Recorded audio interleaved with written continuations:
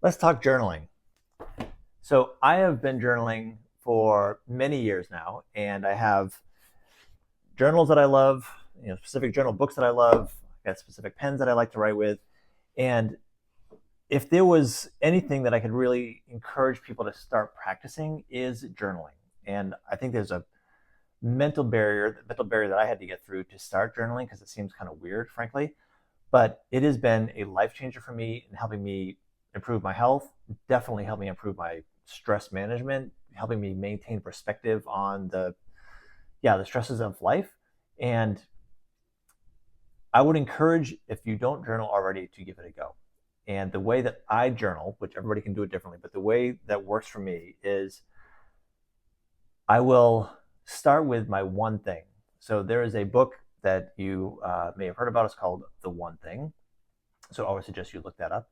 And I start every day knowing one major activity, one major task that I'm going to accomplish for the day that will make my life easier. That'll be really a big, important task. So that could be a task for work, a task for a project I'm on, or it could, the one big thing may be getting in a good workout, getting in a good bike ride.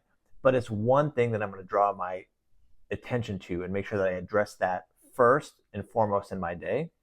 And then after writing down and figuring out what that one important part of my day is, it's making kind of a to-do list, if you will.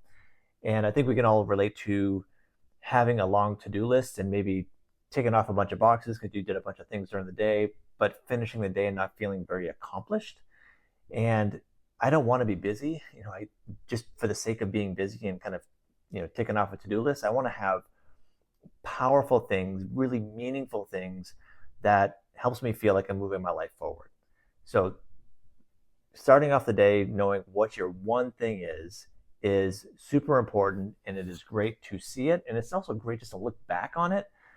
Um, which brings me to looking back on stressful situations, which is also, I think, a great way to spending a few minutes journaling about the ups and downs of the day, what happened, what didn't happen that you wished had. And I can tell you that I have documented, or, in my journaling, I have written down some really stressful days that I've had, really stressful situations I've had that even lost some sleep over. And it is amazing to me when I look back on those journal entries weeks later.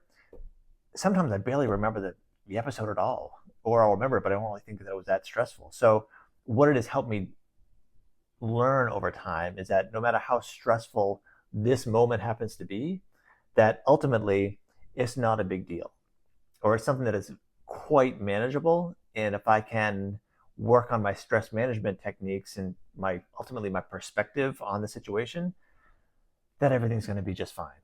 Because I have stacks and stacks of journals that I've written things that probably were a little dramatic in the moment, thinking like, oh man, situation is going to be really bad, and House of Cards is coming down or something. And ultimately, here I sit, and life is great. And so, journaling is a great way to keep perspective on things, help you stay focused on important things that you really want to accomplish. And in a sense, it's kind of holding yourself accountable. And so I am a coach, and part of what I do is I hold my clients accountable to goals that they've established. And so I help them meet their goals and nudge them and keep them accountable to where they want to be.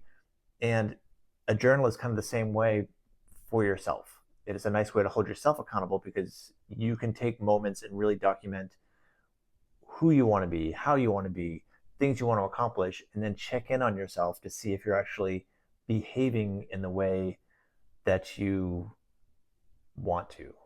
And so it keeps you honest and can kind of give you that nudge that we all need from time to time.